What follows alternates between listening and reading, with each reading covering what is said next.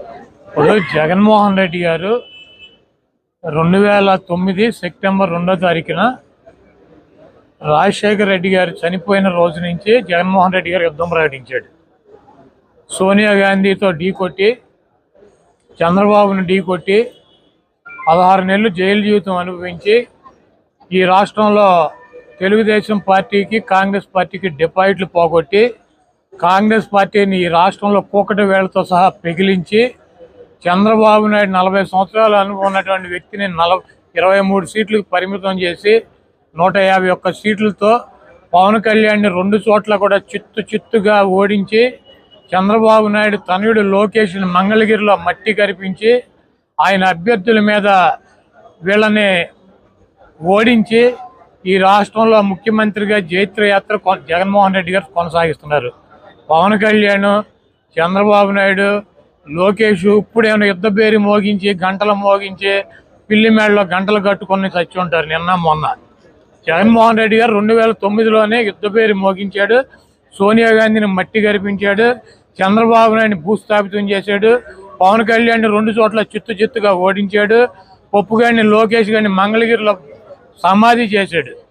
అది పరంపర కొనసాగుతూనే ఉంది. జగన్మోహన్ రెడ్డి గారు ఈరోజు యుద్ధ పేరు మోగించడం కాదు, 2009లోనే మోగించారు. పవన్ కళ్యాణ్, చంద్రబాబు నాయుడు, లోకేష్, అడుగుడిపోయిన బక్కీటు, తోలు బక్కీటు, వీళ్ళందరూ కూడా, ఈ బోరగాళ్ళందరూ కూడా వచ్చినా కూడా జగన్మోహన్ రెడ్డి గారు ఇంటికి కూడా పీకలేరు. గతంలో కూడా చెప్పాం, మాకు వైఎస్ఆర్ కాంగ్రెస్ పార్టీకి 50% పైన ఓటింగ్ ఉంది. జగన్మోహన్ రెడ్డి గారు చేసేటువంటి సంక్షేమ కార్యక్రమాలు, అభివృద్ధి కార్యక్రమాలు ఈ రాష్ట్ర ప్రజలు గెలిపిస్తారు. మిగిలినట్టు 50% బీజేపీకి 1%, కాంగ్రెస్కి 1%, పవన్ కళ్యాణ్కి 3%, చంద్రబాబుకి 40% ఇట్లా ఉంటాయి. వీళ్ళందరూ కలిసినా కూడా ఓటేమి ట్రాన్స్ఫర్ అయ్యేటువంటి పరిస్థితి ఉండదు. చంద్రబాబు నాయుడు విచిత్రంగా మాడుతూ ఉంటాడు. ఒక 420 నా కొడుకు అనమాటాడు చంద్రబాబు గారు అంటేనే ఆడు 420 గాడు. ఎందుకంటే జగన్మోహన్ రెడ్డి గారు అభ్యర్థులను మారుస్తున్నాడంట. ఎంఆర్ఓలకు ట్రాన్స్ఫర్లు ఉంటాయి,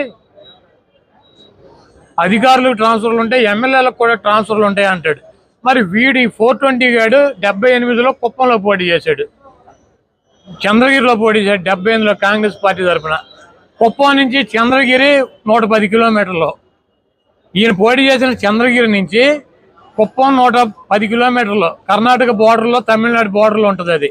మరి వీడు ఎట్లా ట్రాన్స్ఫర్ అయ్యలేడండి చంద్రగిరి నుంచి కుప్పం? వీడు ఆఫీసరా? వీడు అధికారా? వీడు ఎమ్మెల్యేకి వెళ్ళలేదా? అన్ని సొల్లు నా కొడుకు, సొల్లు మాటలు, సొల్లు నా కొడుకు అనమాట. నా ట్రాన్స్ఫర్లు ఉంటాయని నాకు తెలియదు. విచిత్రంగా ఈడే కదా అసలు ట్రాన్స్ఫర్ ఎప్పుడు 89లో వెళ్ళాడు, 30 సంవత్సరాల నాడు వెళ్ళాడు ఈ ట్రాన్స్ఫర్ అయ్యి చంద్రగిరి నుంచి కుప్పం. మరి వీడి కొడుకు అక్కడ మంగళగిరిలో స్కూల్లో చదువుకున్నాడా? వీడు ఊరు మంగళగిరా? లేకపోతే వీడు పుట్టింది, వీడు పెరిగింది మంగళగిరా? మరి ఈడేటో వచ్చాడు పప్పు నా కొడుకు మంగళగిరి పోటీ చేయటానికి ట్రాన్స్ఫర్ అయ్యి రాలేదా? హైదరాబాద్లో చేయొచ్చుగా, లేకపోతే ఆడి బాబు చంద్రగిరిలో చేయొచ్చుగా.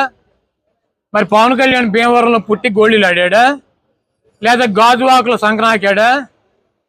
వీళ్ళు అసలు బాబు, కొడుకు, పార్ట్నర్, దత్తపుత్రుడు అందరూ కూడా వలస వెళ్ళి అక్కడెక్కడ పోటీ చేసేవాళ్ళే. వీళ్ళకంట ట్రాన్స్ఫర్లు ఉంటాయని తెలియదంట. ఓరిడి అమ్మ చంద్రబాబు నటన చూస్తే మామూలుగా ఇంటి వారు సిగ్గుపడతాడు. ఆయనే చెప్పాడు, నా అల్లుడు పెద్ద నటుడు, దొంగ నా కొడుకు అని చెప్పి. కాబట్టి ఈ ట్రాన్స్ఫర్లు ఇవన్నీ పిట్ట కథలు, ఇవన్నీ చంద్రబాబు నాయుడు చెప్పినా కూడా నడవదు. చంద్రబాబు నాయుడు, పవన్ కళ్యాణ్, లోకేష్ నిన్న మొన్న యుద్ధం ప్రకటించారు. జగన్మోహన్ రెడ్డి గారు ఆల్రెడీ యుద్ధం ప్రకటించి 12 ఏళ్ళు అయింది. సోనియా గాంధీని మట్టి కరిపించాడు, చంద్రబాబు నాయుడిని పాపరం చేశాడు, పవన్ కళ్యాణ్ కనీసం ఎమ్మెల్యే కూడా జరగకుండా చూశాడు. ఈరోజు చంద్రబాబు నాయుడు, పవన్ కళ్యాణ్, లోకేష్ మేము ఎమ్మెల్యేలకు గెలిస్తే చాలు, ప్రతిపక్షం వస్తే చాలు అని వాళ్ళు యుద్ధం చేస్తున్నారు. వాళ్ళు జగన్మోహన్ రెడ్డి గారితో యుద్ధం చేసేదేంటి?